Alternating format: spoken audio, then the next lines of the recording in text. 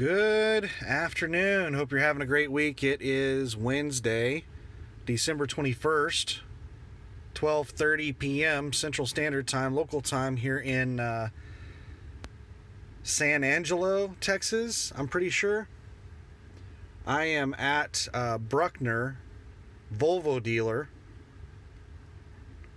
to get my truck worked on. And let's go take a peek at what they're going to be working on. Hope the audio is decent. It's just recording off of the built-in mic, so a little bit of wind might not sound too good. So there's my headlight. See pieces still hanging off of it.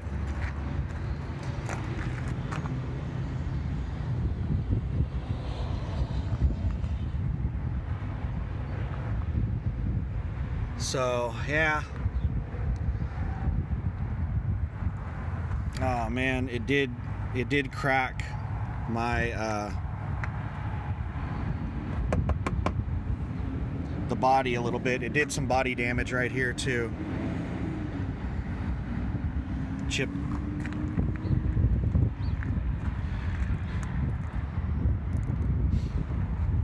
So, I actually need to take some pictures, some new pictures, some better pictures of the damage for the insurance claim. I'm going to be sure to include that body damage there.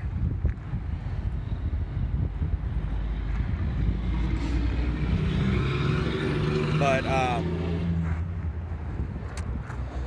yeah, so what's the story behind this? There's my nice pristine one. Both of these headlight assemblies are basically brand new. I just installed them, I can't remember exactly when. It's been within the last year that I installed these two headlight assemblies. You can see how clean it is in there. So, what happened? All these jackasses with their loud fucking trucks, man. Reminds me of that South Park episode with the motorcycles. Blah, blah, blah, blah, blah, blah, blah, blah, blah. Pay attention to me. So, what happened? Well, I was parked at Road Ranger, and I actually got kind of lucky because I just so happened to wake up. Well, I didn't just randomly wake up. I woke up to go pick up this load, and the reason I was lucky was because I was awake and I was just in the process of setting into the passenger, or not the passenger, setting down into the driver's seat. Sorry, I'm thinking about something else while I'm trying to talk. I shouldn't do that. So I was just in the process of setting down into the driver's seat. So I was still like half standing up, and I had my hand on the steering wheel and the other hand on the door, just about to set down, and I see this dumbass cutting across in front of me, and his trailer just keeps getting closer and closer, and I'm like, is he cutting into me? Like, what the fuck is this idiot doing? And I started reaching for the horn, and I managed to hit the horn right as he was hitting my hood mirror, which it didn't cause. It just scuffed the hood mirror. No real damage. I mean, I guess, it did cause some damage there. Very minor damage. I'll make sure I get a picture of it for the fucking insurance quote. But just a scuff mark right there. And then a little bit of damage right there. But this mirror collapses in. That's the only reason that this mirror didn't snap off completely, is because this mirror pushes in. So this mirror was actually pushed in up. I don't want to push it in, but it was pushed in, and you can. No, that's just bird shit. I was like, is that another scuff mark from the mirror getting pushed up against the side of the truck? Nope, just bird shit. Or a dead bug. I don't know which it was. But What this idiot was well, okay, let me finish saying what I was saying. If I would not have been there to hit the horn, then this person could have totaled my truck. But because I was there to hit the horn, they stopped just a couple of seconds after I hit the horn, and they only took out that headlight assembly, which is an easily replaceable part. It's held in by like 3 bolts. And then it has a plug that you have to detach. And I told them that as long as they're only going to charge me an hour of labor, I'll pay for them to swap it out.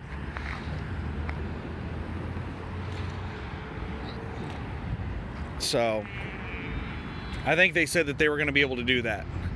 They initially wanted to quote me 2 hours of labor. I was like, that's really ridiculous for 3 bolts and a plug and play. So I think they're going to be able to get down to the 1 hour for me. But all their mechanics are on lunch right now. I have until 1 o'clock, about 24 more minutes until I get back from lunch. And then I get to find out if they want to replace it out here in the parking lot or if they want me to pull into a bay. He said they'd probably just want to replace it in the parking lot so I don't have to detach from my trailer or anything. He said normally what they do on easy repairs like this is they just have people pull up to the door, but they don't have anywhere for anybody to pull up to the door. All their space up there at the door is taken. So he said they'll probably just replace it right here in the parking lot. Anyway, I've never been in an accident before, so I didn't know what in the hell to do. So I had to call my insurance. The very first thing I did was I made sure this guy didn't do a hit and run. He tried, and that pissed me off. Because after I honked at him, he stopped, and then he backed up, and he did even more damage to my light when he was backing up. And I honked at him again, and he stopped. And I am about 90% certain that if it would have been easy for him to drive away, he would have just driven away. But the position he was in was one that, like, I don't think he could figure out how to get out of there without hitting more vehicles. Because what this moron did was cut through the parking lot. So there were 2 open spaces over here to my left, the side that the light is damaged. And there were like 3 trucks parked to my right, and then it was the end of the row, kind of like it is here. And he came in from the back over there, and he should have driven around us and then circled around here, and then right here's the fuel island. But this fucking genius decided to cut through. Since there were 2 empty spaces, he decided to cut through these 2 empty spaces and pull out into this area. And then he was going to have to do I don't know what to try to get turned around to go into the fuel island. So he got himself into a predicament he couldn't get out of, and he just kind of gave up. And he tried talking me out of filing an insurance claim. He was like, "Man, can I just like give you a couple $100?" I was like, "A couple $100? That fucking headlight assembly is $1,000 by itself, just that headlight assembly." And he was like, "Damn, I've got an insurance renewal coming up in a couple of weeks." So yeah, this guy was trying to do a fucking hit and run, worthless piece of shit. But after I got him out of the truck and everything, he was super nice and apologetic. And, he did everything I asked him to do. We went inside, and I told the people in there that we got into an accident and told them we needed to make copies of our driver's licenses and insurance. And the people at the Road Ranger were nice enough to just make copies for us for free. They didn't even charge us. So we exchanged information, and I was like, I've never been in an accident before, so this might take a couple hours. Don't go anywhere. And he's like, "That's fine." So he called his insurance company, and I called mine. And my insurance company, Gallagher, told me that they asked me if I reported the accident to Landstar, and I was like, no. And they said, that's what you need to do first. So they transferred me over to Landstar, and I talked with somebody in Landstar Safety and told them what happened, and that Gallagher transferred me over and said I need to talk with you first. So they took down the information about the accident, and he recommended that I not contact Gallagher unless I have to. He told me to work with the other person's insurance, and if they refuse to pay, or they give me the runaround, or they don't give me enough money to cover the repairs or anything, then contact my insurance company and get them involved. I was like, all right, cool. So I tried to reach Progressive, which is the insurance company that this guy has. He called and got a claim started. So he gave me the phone number to call, and he gave me a claim number. And I couldn't reach Progressive. I called, I left voicemails, and their voicemail said, well, we'll call you back within a couple of days. And that's just not really acceptable. So I kept calling. They transferred me to the person's supervisor. Same fucking voicemail. I mean, it was a different person's voicemail, but it had the same message. We'll contact you in a couple of days. So that, I guess, is pretty standard for Progressive. 2-day callbacks. And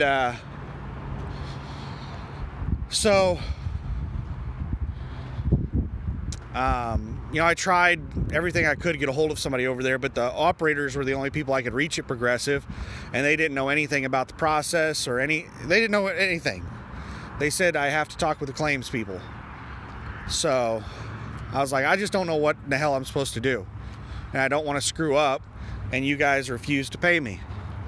So I just want to know what the process is. Should I go ahead and get this fixed and you guys are going to reimburse me, or do you guys have to inspect it first? Or I just want to know what the hell the process is. So I went around and around in circles with them, couldn't reach anybody, and I finally just gave up. I was like, you know what?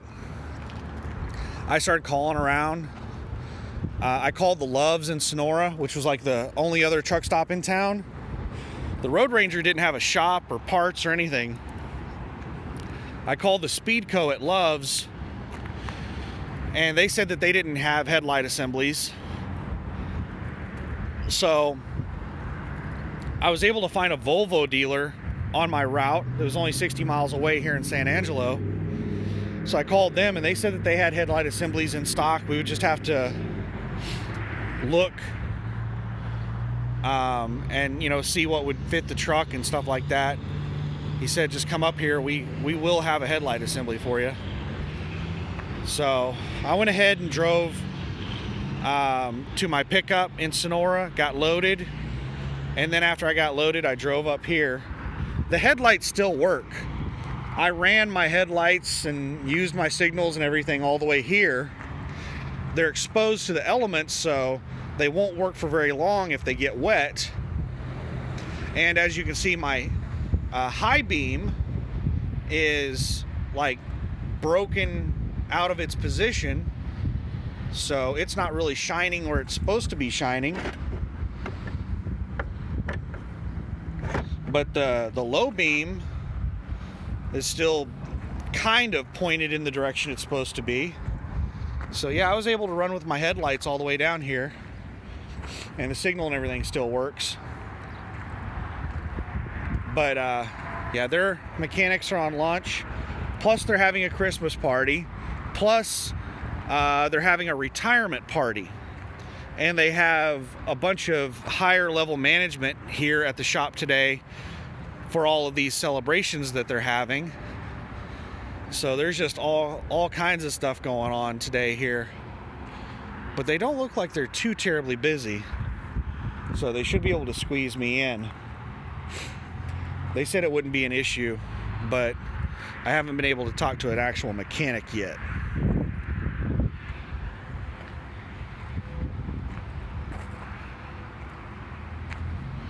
But yeah, that headlight assembly is jacked up.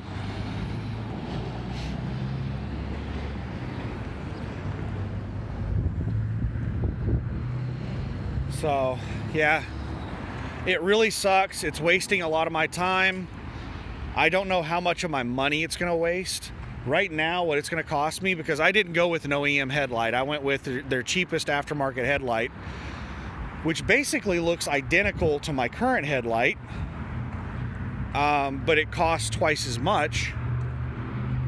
Their cheapest aftermarket headlight was $250, and then 1 hour labor to put it in, but we're still haggling on the labor. They were telling me that they wanted to charge 2 hours of labor, and I'm like, come on, it's 3 bolts and it's just plugs in. If you guys are gonna charge me 2 hours labor, then I'm gonna replace it in your parking lot myself. That's just crazy. I mean, even $150 to replace this thing is crazy, but I'm willing to pay that. I think they said their labor rate's $155 an hour. But anyway, yeah, this is going to cost me $400 something, you know, maybe $450 with taxes and everything. $450 is what this bullshit's going to cost me, plus all of the time that it's wasting. Tremendous amount of time that it's wasting. And, you know, not just the time of sitting here dealing with getting it replaced, but also all the time I'm going to have to spend dealing with the insurance company and everything. Honestly, I hope that the insurance quote that they give me is high enough to cover everything, like an OEM headlight replacement, because the OEM headlight is $1,000 damn, and then labor to replace it, a couple $100, and then the dents and dings in the body should be, you know, a couple $100 more. I'm hoping that the insurance payout is $1,500 to $2,000. If it is, then that'll be pretty nice, because I'm pretty good at finding decent deals, and I did pretty well on my house replacing my roof. My insurance paid out $9,000 to replace my roof, and I found a guy that his brother was a wholesaler for shingles, and he gave me a good labor rate, and we got a hell of a discount on shingles because of his brother. And I think I only ended up paying like $7,000 to get the roof replaced. Everybody else quoted me $15,000 to replace the roof. And I double checked to make sure what kind of shingles he was using. And he was using like name brand shingles that you get at Home Depot. So he wasn't using like some cheap ass Chinese shingles or something. And he did a really good job. So this will be like the second insurance claim I've ever done in my life. The house, the roof was the first insurance claim I think I ever did. And this will be my second insurance claim ever in my life. And if I'm able to get it fixed for $450, and they ended up paying me out $1,500 to $2,000, then that'll help with all of my lost time.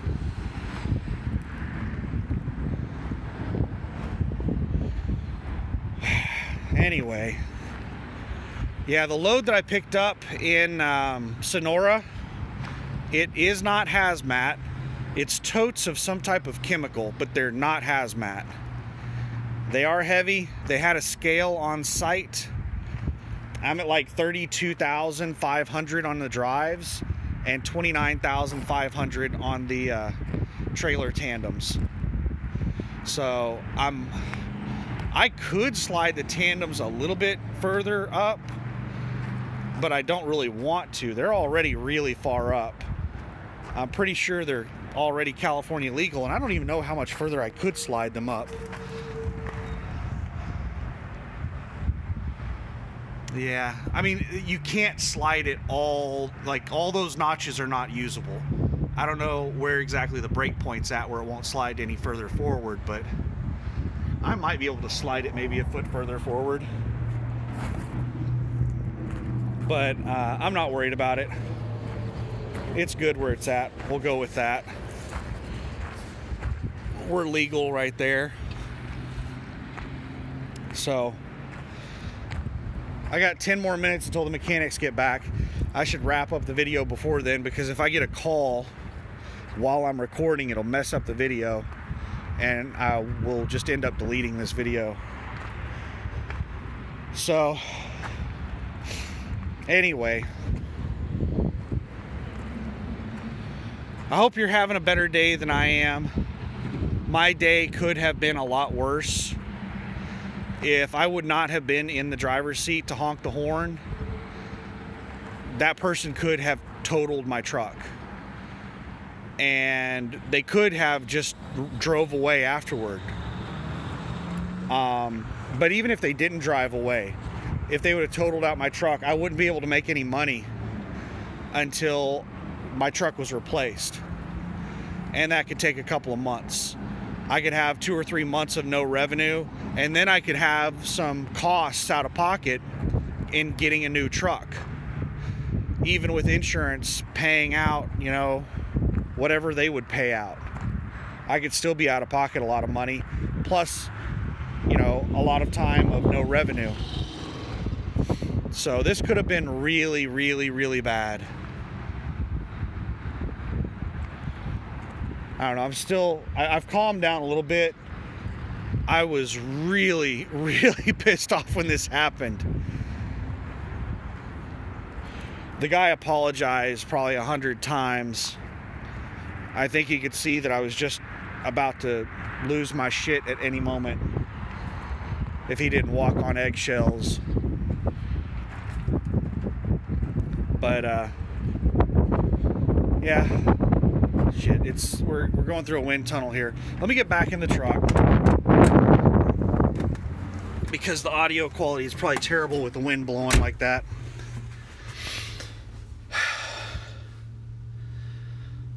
Oh my goodness. All in all, $450, and not losing a whole lot of time is pretty good. Now, one thing I'll talk about real quick. Yeah, I should wrap up this video, because if I get a phone call, it's going to mess it up. I'll try to make it fast. And I'll probably start up another video whenever I start driving, and I'll tell you what happened here, what the total cost was and everything. But I have to choose between 2 different routes getting up to North Dakota, to Williston, North Dakota. Williston, North Dakota is way up in northwest North Dakota. If you were to draw a straight line from Sonora, Texas to Williston, North Dakota, it's like 1,400 miles. But I'm not going to take goat paths and dirt roads, and I'm not delivering this thing via kite.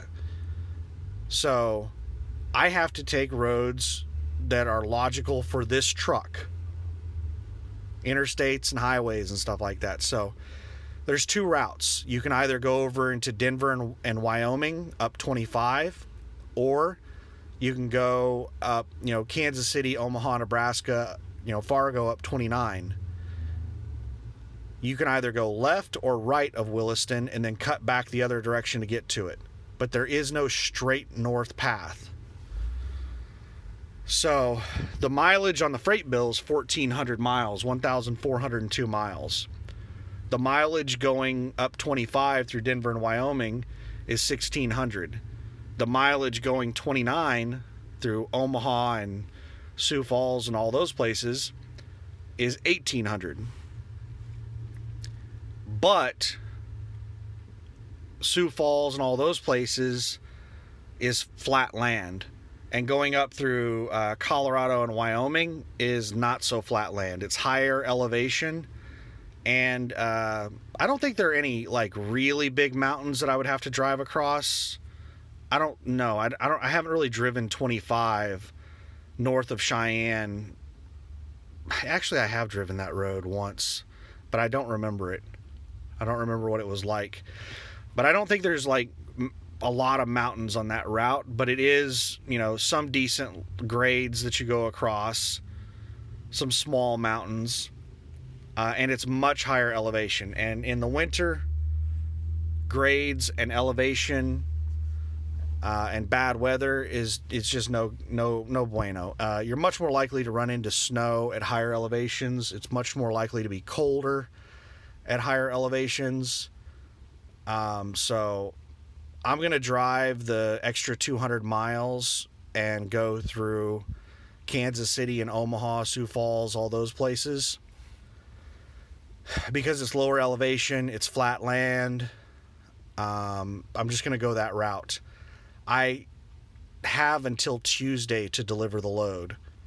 So 1,800 miles in almost a week should be pretty damn easy. Now, there is still a lot of weather happening, so I will be shutting down for weather and then, waiting for a weather window and then driving again like that. But all in all, it shouldn't be too bad. Just a second here. I'm looking at my my status to see if it has me listed.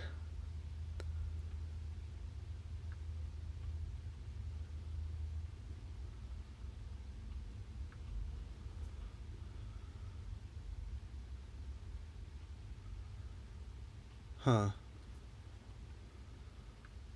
don't know. It says complete.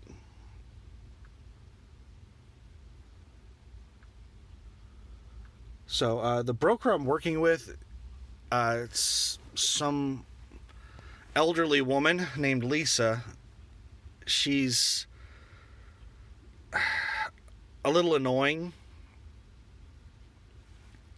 Like, I've asked her for information, and she's, I don't know how to describe it. She's just, I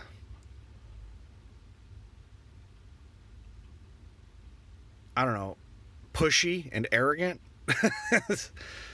I've asked her what my delivery window is and what the hours of operation through the holidays are of the place I'm delivering multiple times, and she never answered. I ended up having to call the place, Halliburton, the place I'm delivering to up in Williston, and ask them what their holiday hours are. I called them up. I'm like, hey, I'm a driver with Landstar. I have a delivery for you guys, and I was just checking to see what your holiday hours are for Monday and Tuesday of next week. Are you open on Monday, or are you closed on Monday? Do you open back up Tuesday? And they're like, yeah, we're going to be open on Monday. So I can deliver Monday. They're not open on the weekend, so I can deliver either Monday or Tuesday, which I should easily be there by Monday. And then, there's been a few things like that where it's just been a pain in the ass to get information from her. And then she got real, snippy with me when I asked her to email me the information instead of texting me, pictures from her phone. She was out, whenever she posted the load, I called to book the load, and she was out shopping for her grandkids, is what she told me. So she wanted to book the load through text messages because she was out and about. And instead of sending me an email with the freight bill and all the information about the load, she just took pictures of shit with her phone and texted it to me. And I'm not really thrilled with that. I can see her low battery on her phone and things like that. So I don't know, is a little irritating. Not too happy working with her. And she seems like I'm bothering her every time I contact her. She just got an attitude. But anyway, let me wrap this up before they call me and mess up my video. So I'll probably make another video as soon as I start leaving here. So hope you're having a great week if you're out working, and if you're at home, then I hope you're having a great week at home. Bye.